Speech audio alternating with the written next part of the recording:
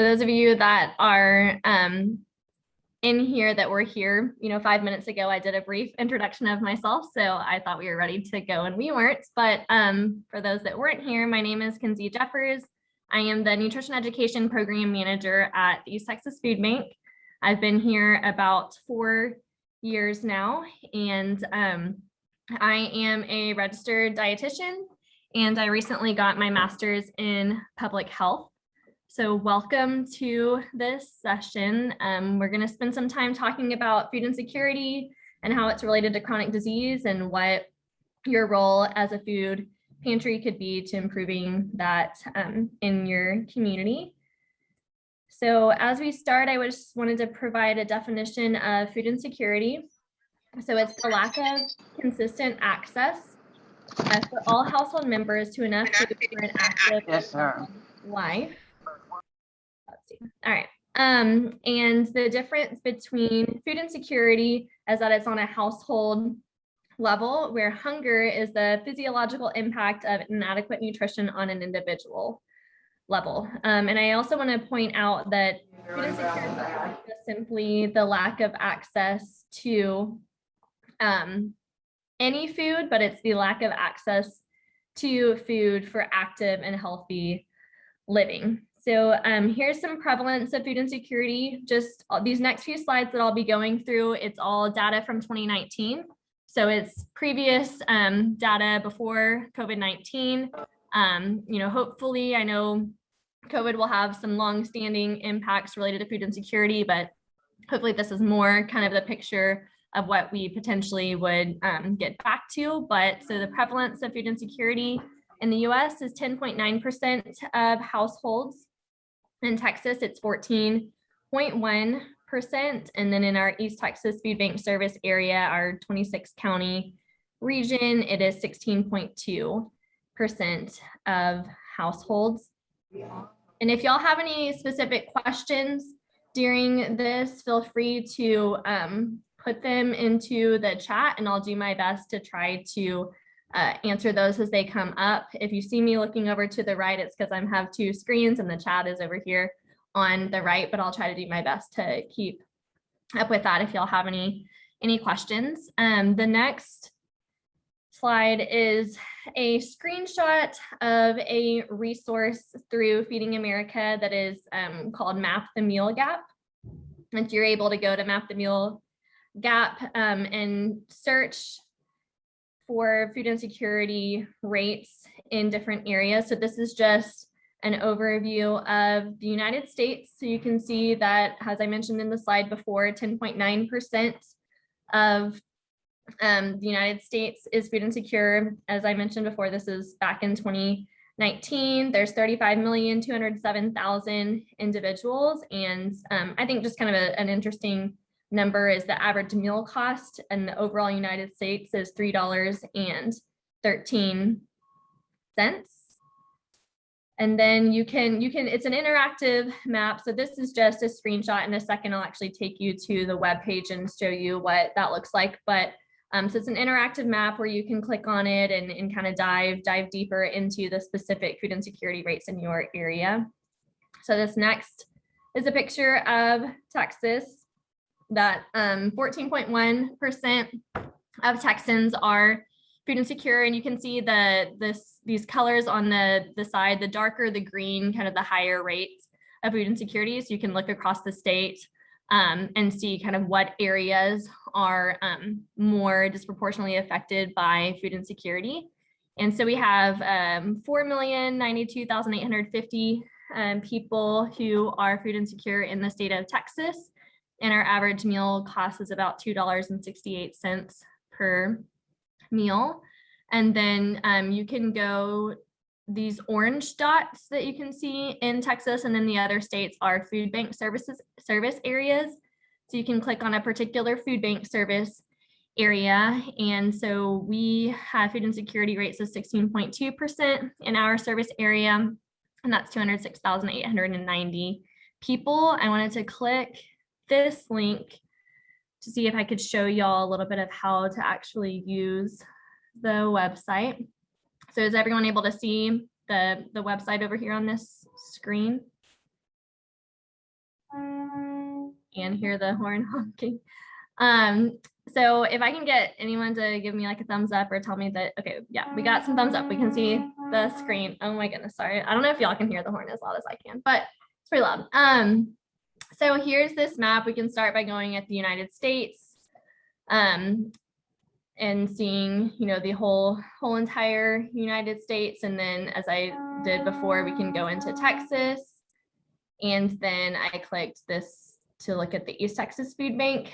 Within the East Texas Food Bank, there are all our different 26 counties over here that we can pull up. So if we want to look particularly, oh, I can click it like that. I can put up here, okay, I want to look at, you know, Gregg County in particular. So it tells us that Gregg County has a food insecurity rate of 16.6%. There are about 20,500 people that are food insecure in that county. So I just wanted to show y'all a little bit this this resource. I think it's very interesting. I'm sure Feeding America is potentially, you know, working on recreating this for you know, post-COVID numbers too, so that we can see. But it's a pretty interesting resource. Can find a lot of good information there. Am I back to my slideshow presentation now? I think so, but just want to make sure before I keep moving on. Okay, so sorry, let me go back to, of course, I never hear a horn honking as much as I have ever in this office until right now where I'm doing a presentation. But so a little bit more information about food insecurity. On the left side, this slide is talking about high risk groups. As I'm sure a lot of these different individuals that fit into these categories on the left are people that you often see in your food pantries, but households with children, headed by single parents, adults that live alone, Black and Hispanic households, rural households, households with incomes lower than the federal poverty level, just the southern United States. When I showed the entire map of the US, the darker green, a lot of the darker green was kind of in the southern United States, parental separation or divorce, poor maternal, physical, or mental health, lack of childcare attendance, or incarceration of a parent. Some things that can contribute to food insecurity are poverty, unemployment or underemployment, transportation barriers, proximity to food retailers, a change in your socioeconomic situation, employment again, housing status, and just the overall health of the primary wage earner. Okay. And some health outcomes that we can see in adults is asthma, COPD, cardiovascular disease, hypertension, diabetes, high cholesterol, depression, anxiety, and arthritis. So some outcomes specifically in East Texas. This was a study done a while ago, but 39% of our client households reported having one member with diabetes. 65% reported having at least one member with high blood pressure, and 32% report having no health insurance, and 76% reported having to choose between paying for food or medical care over the last year. And so I think just even with this year of COVID-19, some of those things have probably increased just with the struggles that has caused. So I already went through some of the health outcomes, but the next thing is to kind of go through a little bit how food insecurity can lead to those health outcomes. So the first thing is that insufficient intake of necessary nutrients. So, you know, disease conditions like diabetes or hypertension, maybe some of those other ones like arthritis, different things can be the insufficient intake of necessary nutrients. You're not having enough of the good food. Those same conditions can also be caused by excessive intake of unhealthy foods, especially due to, you know, the economic cost of healthier foods. It can also be abnormal eating patterns. Yes, Paul, do you have a question?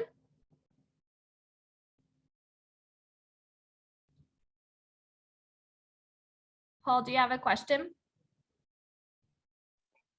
Sorry about that. I understand we're also having it's kind of conflict with me in my brain there, that we also are fighting a obesity problem with people, but yet we're feeding people. Is obesity just a symptom of the food insecurity? How does this work together? How can we have one and being tied with the other?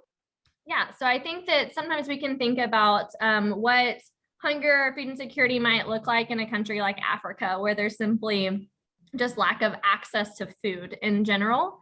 We don't see obesity there. We see, severe malnutrition. But going back to the definition of food insecurity is the lack of access to foods for an active and healthy life. So I think what we see here in the United States is food insecurity, since it's not just the lack of access to food in general, it's the the excessive intake of unhealthy foods. And so I think what can happen there is that we're consistent, an individual is consistently having access to foods that are low cost, but high calorie, high fat, high sodium, and that can contribute to obesity. Does that answer the question, Paul? Yeah, is some of this problem being caused by parents themselves not being able to attain the food, or not being able to teach their children how to eat properly?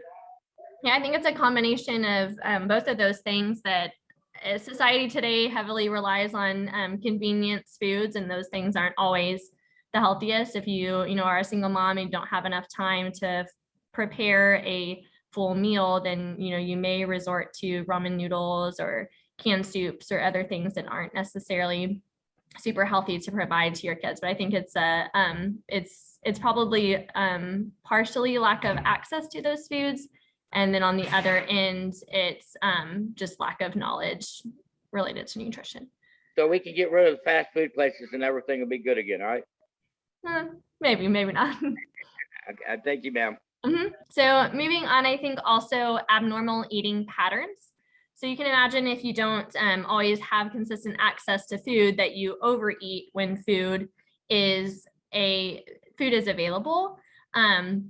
And what can happen is your body starts adjusting to that. And so if you're not getting consistent food, your body says, oh, I don't know when when I'm gonna get a next meal. So I'm going to store up as much of this as I can, because you've consistently shown me that you don't eat as consistently as you used to. And so when you're only eating once a day, once every few days, your body is kind of beginning to absorb more from those foods when they are available. And so that can also lead to obesity, is that your body is just trying to store up as much as it can when that's available. And then another mechanism for this associated health problems would be having to choose between medication and healthcare or food. So if you have to choose to either pay for your insulin or to get the food that you need to control your diabetes, you need both, to control that. And so if you're having to choose one over the other, then it may make that those health outcomes worse. And then just the negative impact of prolonged stress. I know probably a number of you guys have been through one of our poverty simulations. Maybe you have heard of us talk about those before, but it's essentially putting yourself in the shoes of an individual in poverty and trying to do all these different things. And it's a very stressful, it's done in a more rapid way, where it's, a couple weeks of life in a matter of 20 minutes. But it's, I know when I've done it in the past, I've just felt insanely stressed at all of the different curveballs that are being thrown at me during that. And so individuals that are food insecure just are living constantly in a little bit more of a stressed environment. And so that can impact health in the long run as well. So it's not just only related to nutrition, intake, the quality of the food, it's the how often you're eating, and then also just how stressful that situation may be for you and your family. So this is one of my favorite visuals to talk through when we want to consider how food insecurity is related to poor health. So this is a cycle, and it's a cycle that you can enter in in multiple different areas. So I'll go through it a couple times just to kind of show you how it all works. So you can be an individual that is food insecure. So you're lacking access to healthy foods. And so what you have to do is you have to decrease your diet quality. You have to change your eating behaviors so that you're not eating as often because you're not having the access. So then that can have an impact on your physical and mental health. And when you're not in great physical and mental health, you have increased healthcare expenditures and decreased employability. So you're at the hospital more, you're at the doctor more, you're not able to hold a stable job, which in turn decreases your household income and increases those spending trade-offs. So now that you have less money for your household, you are having to make those decisions between purchasing, food or paying your electric bill. So that's, you can start at food insecurity. You could start at you just got diagnosed with diabetes. So you're kind of in this poor physical health. That diagnosis of diabetes increases your health expenditures, decreases your employability, lowers your household income, and now you're a food insecure household. So it's that they're both tied together. You can be food insecure, and that can lead to the development of chronic disease, or you can have chronic disease, get recently diagnosed with the chronic disease, and with that poor physical or mental health, that could actually push you into food insecurity. So there's multiple ways that you can enter this cycle, but the thing that's just kind of always going strong in the middle of that is stress. So you're continued to just kind of have added stress through any of these changes that you're going through. So here's just since I'm showing lots of different pictures and things, here is some specific data related to obesity and diabetes across the state. So on the left side, the darker purple, that's the higher prevalence. So us in East Texas, we have very high prevalence of obesity compared to the state. Same thing, the right is diabetes. The darkest blue is the highest prevalence of diabetes, and there's a little bit more widespread diabetes across the state of Texas, but still a more concentrated in East Texas. And so I think that just shows that the average or the food insecurity rates across the state of Texas was 14.1%, but it was 16.2% in East Texas. And so I think we can see that the higher rates of food insecurity also are in the same areas that have the higher rates of chronic disease. And we can think back to the slide that I showed of the entire United States, and more often than not, people with poor health outcomes are living in the southern United States. There's more level of chronic disease in that area, and that's where we also saw the darker green being people that are having more chronic disease, are also those same people that are struggling with food insecurity. So now that I've gone through all of that kind of depressing statistics, things like that, I want to go into the role that a food pantry can play in promoting food security and health. So there's 4 main different things that I think food pantries can do. And so you can provide healthy food access to help clients manage and prevent chronic disease. So we can think about the things that often pantry clients would have access to. If they're living in an area where there aren't a lot of grocery stores, they may have access to, a convenience store, corner store, dollar store, something like that, where they're not able to access a lot of healthier foods. And so providing healthy food access through your food pantries to ensure that you're providing things that can help clients manage and prevent chronic disease. Encourage healthy choices through nudge intervention strategies. I'll go through specific strategies on another slide. Partner with the East Texas Food Bank Nutrition Education Team to provide nutrition and cooking classes for your clients, and then helping connect your clients to other resources like WIC, SNAP, Medicaid, other healthcare programs in your community. So the first thing was providing healthy food access. So we have foods that we have labeled in our like through Agency Express for you guys that are foods to encourage. So they simply have an F, the number 2, and an E in front of them, denoting that they meet kind of this healthy food criteria. And so we have 5 different food groups. I've combined fruits and vegetables for this slide, but so in the protein foods, foods that are foods to encourage include eggs, nuts, spreads, seeds, dried beans, lentils, canned beans, meat, poultry, and seafood, labeled low sodium. For fruits and vegetables, that's fresh and frozen fruits that don't have anything added to them. They're not in some kind of sugary sauce. They don't have a butter salty sauce on vegetables, canned vegetables with no salt added or low sodium, and then canned fruit that's in 100% juice or in light syrup, and then 100% fruit or vegetable juice. Grains are 100% whole grains like oats, brown rice, breads and pastas that have whole grains as the first ingredient, and then cereals with whole grains as the first ingredient. Then for dairy, unflavored, low-fat milk or yogurt, then also low-fat flavored milk, just depending on the amount of added sugar that's in with that flavoring, and then cheese. So these are different foods that this is kind of, we go through our inventory at the food bank and we determine if a food meets this criteria or not. So a first step to providing healthy food access to your clients would be to find foods that are labeled with this F2E in front of them.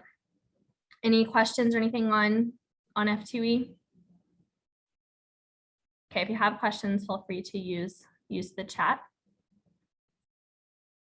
Then the next thing is encouraging healthy choices through nudge intervention strategies. And so we have a healthy pantry program where essentially we are providing those pantries with access to what they would need in order to do these nudge intervention strategies. And so there's research that was completed through Cornell and Feeding America a number of years ago that said if you do these things, or they determine that doing these things can lead to behavior change in a pantry client. And so one is recipe card placement. So if you place a recipe card by a healthy item, the client might be more inclined to take the healthy item. You can also put recipe cards in your waiting area, and that may be another thing. They can see some healthy foods that they could maybe get before they go into the pantry. Performing a food demonstration with samples, so having taking it a step further and actually preparing that food or that recipe for clients to try. Putting shelf tags, placing something by a healthy item in the pantry that says, whole grains may lower blood pressure, so that someone that has high blood pressure says, okay, maybe I should grab the whole grain this time. Priming with signage is, putting healthy pictures of healthy food, posters in your waiting area that just kind of makes it look like a healthy environment, and that would encourage your clients to choose healthier items. Front and center product placement, placing the healthier things more prominent. So when they walk in, it is the fresh produce or some other healthy items that they see. Making it accessible and convenient to choose healthy items. So placing healthy items at eye level or waist level so that they don't have to reach to the very bottom of the shelf to be able to get something healthy. And some of these are nudge intervention strategies that would require a walkthrough client choice model. But some of them, like recipe cards or food demonstrations or some signage, don't necessarily require client choice. Another one that doesn't require it is bundling. So it's kind of, we have recipe cards is the lowest thing that hopefully would encourage a client to take an item. If we bundle and say, okay, you can make 3 canned chili by taking canned corn, canned beans, and canned tomatoes. That may encourage someone to take those items. And then the next step up would be actually having that chili for them to taste while they're in the pantry. And then just appearance of abundance. If the healthy food looks well stocked, then clients are more likely to choose it since it looks like there's enough for everyone. So partnering with the East Texas Food Bank Nutrition Education team to provide nutrition and cooking classes. Just because I'm curious and I want to use a different function of Zoom at the bottom of your screen. I don't know if y'all have used the reactions function before, but there's kind of a little smiley face that says reactions, and you can click it. And I think there should be one that says like yes or no. And I was curious if y'all would choose, did you know that the food bank has a nutrition education program at all? And I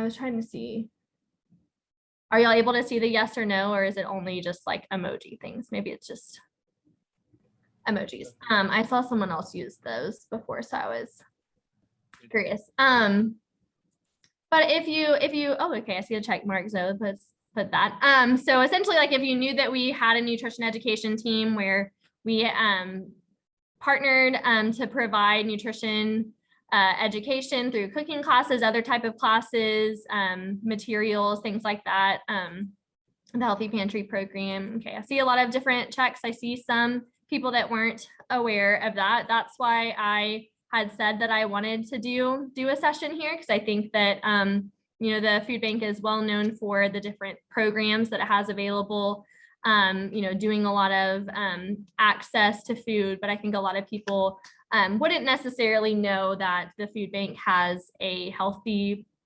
pantry program or other programs that promote nutrition education in our communities. So we do have the Healthy Pantry program, like I said, where we encourage our pantries to provide just access to healthy foods. And then we also provide them with the resources that they would need to be able to carry out those nudge intervention strategies.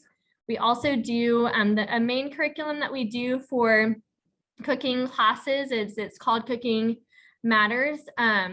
It is a 6-week cooking course that goes over nutrition and food safety components each week. And then you also prepare a meal together using healthy ingredients, and then you're sent home with those ingredients to be able to have another opportunity to try those healthy foods out risk-free.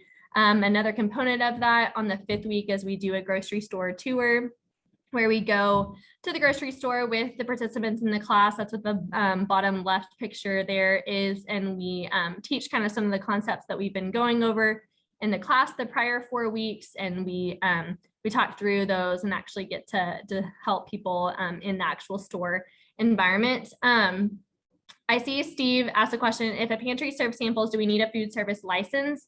No, someone at your pantry should have their food handler's license, but the particular person that's doing the samples does not have to. But we would encourage, we can send out, we have like a food safety kind of food demo guidelines.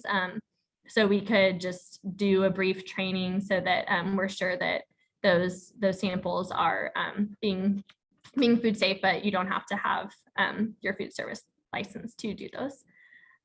So the grocery stores are part of the 6-week Cooking Matters course, but we also do standalone grocery store tours. And so if you don't have the space or the capacity to hold a 6-week cooking course at your food pantry or at a local church, we also do just those standalone grocery store tours as part of the tour, whether it's the part of the 6-week class or just the standalone class. We do a grocery store challenge where each participant gets a $10 grocery or a $10 gift card to the grocery store to be able to purchase the ingredients for a meal that would feed 4 people that includes all 5 food groups. So we show them that you can actually purchase healthy foods for your family for $10. We have other class series. We're pretty flexible with the way that we're funded to be able to kind of meet the needs of our particular partner. And so if we want to teach just some different series about eating healthy on a budget, or how to read the nutrition facts label, we have access to a lot of different curriculum, and we can kind of organize it to what might work best for the particular site. And then we also do indirect education distribution. And so we provide through the Healthy Pantry program, or even outside of that, just pantries, other community organizations with nutrition handouts, recipe cards, and that way we're able to get kind of those nutrition messages out. We are doing some of this during COVID, Margaret. We have tried to do our best in some ways to transition to doing virtual nutrition education classes. Obviously, with the client population that we're trying to reach, it hasn't been the most effective. Depending on the comfortability of the clients and the site, we are still doing things in person. I will say that more so recently, we've been partnering with schools, teaching, whether that's virtual education or doing like the after school program in person. So it just kind of depends on the site. But there is some spots on our website that I'll show you of how to, if you're interested in partnering with us, if you're interested in distributing nutrition education materials, where you can fill that out on our website. Yes, so to answer your question, Vicki, we do have recipe cards and handouts, and I'll show you where you can essentially request those on our website. Okay. So here is, I'll take y'all to the food bank's website and show you, today is Hunger Action Day. If y'all didn't hear this pop up, so your gift does double for Hunger Action Day. That's why a lot of us are wearing orange. So you go up to the top of the page to programs, and then you go down to nutrition education. So this is the overview of our nutrition education page. It has our nutrition education team. Over here, how to contact us. There is information on those different programs that we have. There are recipes here on our website that you can print out if you want to. And then, so if you go to direct education and hit the learn more button, there is a little bit of an overview of one-time sessions. And so if you're interested in holding a one-time session at your organization, you can click here and it'll open up a form that just is that you can fill out. And when you fill that out, it sends an email to me with that information. And then I reach out to the site to schedule it. Same thing for grocery store tours or series programs. And then here at the bottom, even though it's within the direct education page, it's called material distribution. And you can click there, and that's where we would be able to get you some of those materials. And so what we generally do, if you're on delivery, we send it with your delivery. And if you are on pickup, we just put it with your order with Damon, and he gets it to you when you come and pick up. We do have some recipes in Spanish as well, Karen.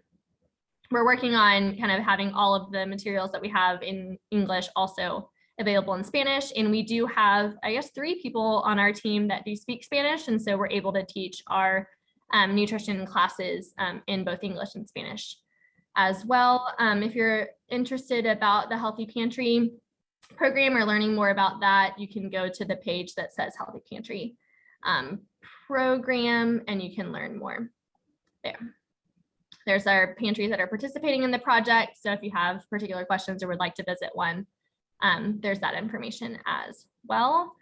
So go back to this. Then the last thing is just to help connect clients to other resources. So partner with our East Texas Food Bank Benefits Assistance team, or partnering with local insurance agents or healthcare clinics to do screenings or other services at your food pantry, and then just partnering with your local WIC clinic to refer, especially clients that are pregnant or have young children, to that service.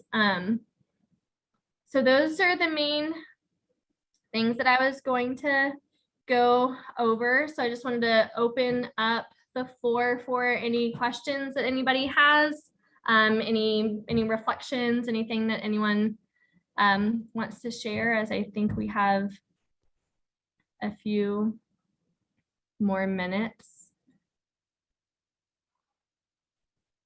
Anybody? Yes, Paul. Yes, ma'am. I want to step back for just a moment. I know we've gone uh, really far forward and did really a good job on all that. Uh, on the demographics on the obesity and diabetes, Mhm. these texts, how much is that percentage due to genetics? So I think genetics definitely does play a role in that. But I think that it's also related to just the lack of access to whether it's the knowledge, education, or the lack of access to those healthy foods. And it also can be the way that you grew up and the way that you learned from your family, just kind of more generational poverty and how chronic disease can be kind of intertwined into that. But I don't have a specific information as to what all could impact diabetes. But I do know, as far as kind of there's social determinants of health, and so there's all these different social factors that could impact your health. And like, I think healthcare is only 40% of that. So there's 60% that, genetics, lifestyle, just where you live, all different things that can impact your health. So genetics is definitely a piece of it too. But I'm trying to go at it at an angle of the things that you all can, hope to address, since you can't have an impact on someone's genetics. Oh yeah, and you did a very, very good job of. I was just wondering because people from East Texas, a lot of times they'll stay in East Texas or wherever region that they're born, Mm-hmm. in that area. So I don't want to give it a false positive, because everything that you said is absolutely true on nutrition. Mm-hmm. Raised kids, I do understand it perfectly. I just was kind of wondering about the genetic, if Yeah. that group of people stay together and don't Mm-hmm. move out, and then it gives maybe a false positive on the amount of actually it's happening, because it's not being spread out across the nation to other areas, to regions, so it may be more concentrated. Yeah. And Margaret, your question. So our Healthy Pantry program, we've received different grant funding in the past to help support it. And going forward, we're going to have some changes with it, just because the main way that my team and I are funded isn't going to support Healthy Pantry in the same way going forward. But we did at one time we've had some different incentives related to the program. If you would participate, we could provide you with things like refrigeration or shelving. That's not necessarily going to be true going forward. And then we did provide a little bit of financial incentive for a period of time based on the kind of amounts of pounds that our food pantries participating in the project were purchasing that met that food to encourage criteria. We also are no longer necessarily doing that, but we're still wanting to have communication with our pantries and determine, what would incentivize them to participate in our programming. And so that's, conversations that we'd like to have with you all to determine, funding streams that we could seek out that would, help us feel or understand more what would incentivize you guys to I guess, partner with the nutrition education team. And Yolanda, did you have a question? This is Tracy Simon with Caring Share. Mm-hmm. Thank you for helping us to open a healthy pantry. People are using it, and we're enthusiastic about it. That's great. Yolanda, did you have a question? Yes, and you might have already said this, but I might have missed it. Mm-hmm. But are there recipe cards or recipes available on your website as well that we can give out to our clients? Yes, so we do have a number of recipes available on our website. Let me go back to that slide real quick to go to our the food bank's website to show you that on the nutrition education page, one of the other links that you can click on down here is recipes. And we don't always love the way they're kind of distributed here, but you can click on one like 3-can chili, and then you can go to print it. So you could print these and have them available to your client. For your clients. We also do have them that we have printed on kind of a nicer like cardstock paper. That's where you can go to that other page on our website, the material distribution, to request those. and just because that's kind of our preferred way, I also did include my contact information here, so you can send an email if you have questions about Thank that as you. well. Thank you. Any other questions? I can't find where you raise your hand, so I'm just going to talk. Go for it. We have enjoyed being considered a healthy pantry, and our clients receive it very well. We encourage, and if they don't, like we had in the produce drop, we receive butternut squash, and not many people do have to prepare that. So we give them that information and provide, how they can prepare it and try to encourage those kind of things. So I feel like it's been real successful in our case, and we've really enjoyed working with you on that. That's great. Anybody have any other reflections, feedback, anything? I just wanted to tell you that I really appreciate you going through and educating us on all this stuff and showing us the things that are available to help in our pantries.